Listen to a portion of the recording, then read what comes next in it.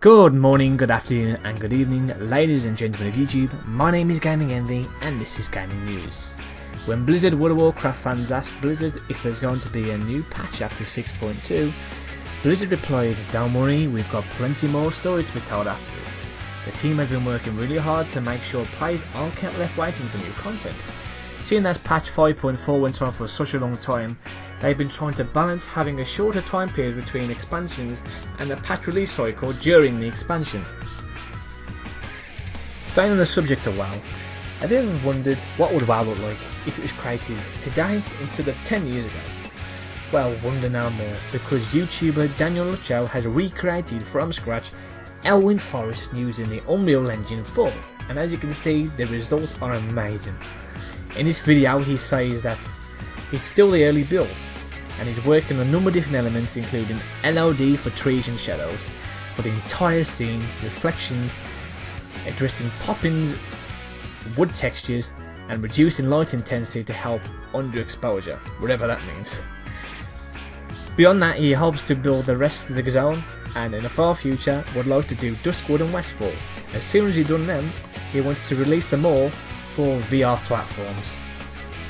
As you're probably more than well aware by now, that Final Fantasy Type 0 was re-released earlier on this year on the PS4 and the Xbox One. Well, you'll be happy to know it's not an official announcement yet, but the company swears things that confirmed it on Twitter, says that Final Fantasy Type 0 and HD is coming to Steam soon, which obviously means it's coming to PC. Also, MSI is boasting that it'll be able to run flawlessly on their brand new systems. So it looks like sooner or later it'll be also coming to PC. So all PC Final Fantasy fans can rejoice. On to Nintendo now, and if you brought a Wii U in the last few years, you're most likely kicking yourself. One of a few reasons maybe. One, because there's not many game releases coming out, and if you do like your Wii U and you do like your games, then you can't talk about it with the rest of your friends because they've got an Xbox One or they've got a PS4. When it comes to sale numbers, every other console on the market or before has crushed the sales, including the PS2, the PS3, the PS4, the Xbox 360, the Xbox One, and so on. It's one of the lowest ever selling handheld and other consoles on the market to date. Nintendo are losing millions and millions in profits. They need to pull the rabbit out of the hat quick, and for their next gen console they're thinking of going Android to save money and time. But whether this is true or not, it's not known. When Nintendo were asked about this, they had no comment, so obviously later on we'll see if that's true or not.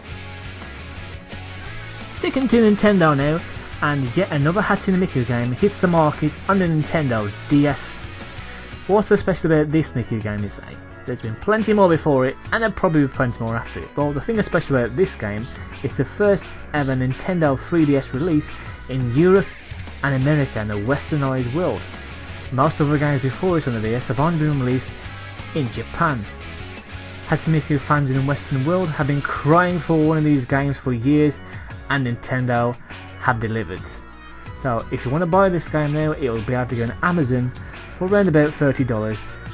When it comes to shops like GameStop and Game and other places in the retail market, it will most likely not be on the shelves.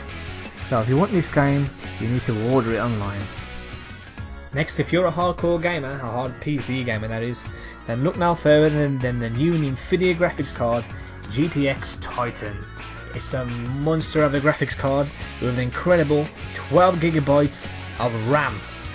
CUDA cores of 3072 1000 MHz of base clock, a boost clock of 1075 MHz, a memory clock of 7 GHz, texture units of 192, RLP units at 96, TPT units at 250 watts, and the price launch of $1,000.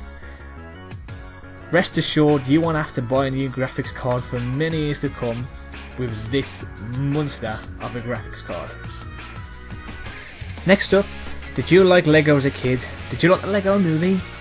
Did you like Minecraft, or do you like Minecraft?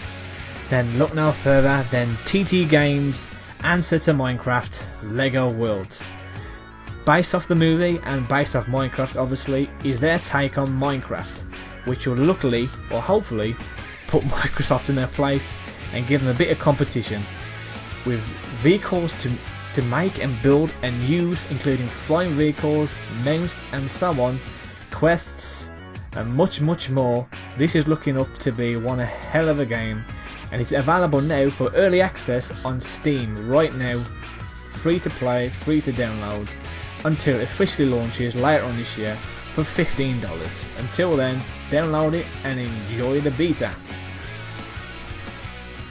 And on the 1st of June, a Marbury is born, Heroes of the Storm, and announced on the same day, one is going to die. Infinitive Crisis by Turbine developer have announced that their game will be shut down on the 14th of August of this year.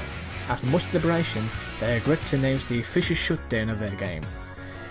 They will end the development on that day, but it will be free to play up to the 14th of August when it will be shut down. It was an extremely difficult decision to make, they say. On behalf of the entire Crisis team and the customers, they want to thank you for the feedback and support, but unfortunately they struggle to maintain an active player base due to the huge mobile competition. Unfortunately, this game was not meant to be. And good news for Steam fans today: if you purchase the game within 14 days, you can get a full refund. It simply broadens the horizon of a refund of their Steam policy that they already have in action. If you've got itchy mouse fingers or a light wallet and you like to find out you can't afford the game that you purchased on Steam, if it was in 14 days, you can get a full refund within 2 hours of sending the refund policy out. Of course, they can't do it if it's a DLC pack because that's from a third party company. Naturally, there are some restrictions due to refunds and movies and redeem gifts, same as gift card vouchers and things like that, they won't be able to renew. Only if it's cash upfront and it's just for the actual game. Inevitably, levels of game characters, with exceptions, are clearly marked non-refundable.